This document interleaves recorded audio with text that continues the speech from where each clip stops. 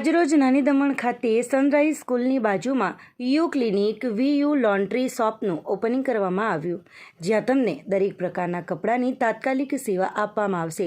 આ પ્રસંગે પરિવારના સભ્ય રામુભાઈ ડાહિયાભાઈ પટેલ, મંજુબેન રામુભાઈ પટેલ, રાકેશભાઈ રામુભાઈ પટેલ, યોગેશભાઈ રામુભાઈ પટેલ, નીતિન રામભાઈ પટેલ તેમજ મોટી સંખ્યામાં લોકો ઉપસ્થિત રહ્યા હતા।